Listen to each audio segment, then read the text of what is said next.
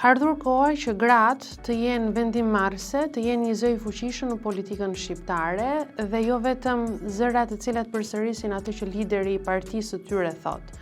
Ka ardhur koha që gratë të artikulojnë bindshëm alternativën e tyre, argumentat e tyre dhe mbi të gjitha të sjellin një zë ndryshe dhe një mënyrë të re të bërit politik. Ky mikrofon ka shumë ndikim në mënyrën se si ne i shohim gratë dhe vajzat në politikë. Pse do pyesni ju? Për një arsye të thjeshtë.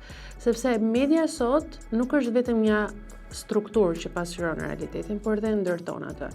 Dhe të dhënat tregojnë që shpeshherë media është fajtore për pak zë që ka gruaja në politikë, shpeshherë media i pasqyron ato në mënyrë të stereotipizuar dhe shpeshherë media është arsyeja pse ato objektifikohen dhe nuk marrin zërin dhe hapësirën që gratë dhe vajzat mund të zënë vërtet në agorën vendimarrëse.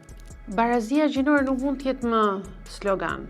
Për shumë vite ka qenë e tillë, por mendoj se këtë zgjedhje janë një moment kyç në të cilin ne duhet të ndalojmë së besuarit tek slogani dhe të kërkojmë me do e mos kthimin e këtij emri, e kësaj fjalie, pra e nevojës për barazi gjinore në një realitet të qëndrueshëm për gratë, vajzat, për djemt dhe burrat. Sepse duke menduar se ne po punojmë për barazinë gjinore vetëm për të fuqizuar gratë, jemi duke krijuar një realitet të gabuar.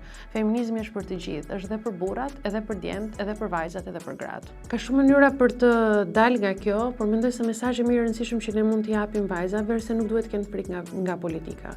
Politika, nëse ti ke punuar, nëse ti ke investuar, nëse ti ke bërë diçka për komunitetin tënd, politika është thjesht një zgjatim i natyrshëm i saj. Ndaj është hapësira ku ti mund t'japësh më shumë dhe mund të ndihmosh njerëz më shumë. Ndaj politika është një mënyrë e jotja për ta bërë këtë vend më të mirë dhe unë mendoj se këtë thirrje e ka çdo grua dhe çdo vajzë në këtë vend. Çdo grua dhe çdo vajzë është një qytetar i ndërgjegjshëm dhe unë e di që në mëngjesin e 11 majit, secila prej tyre në çdo sep të Shqipërisë do të votoj jo vetëm për këtë vend, jo vetëm për këtë demokraci, por mbi të gjitha do të votojnë për zërin e tyre, që të dëgjohet, të respektohet dhe vlerësohet më shumë.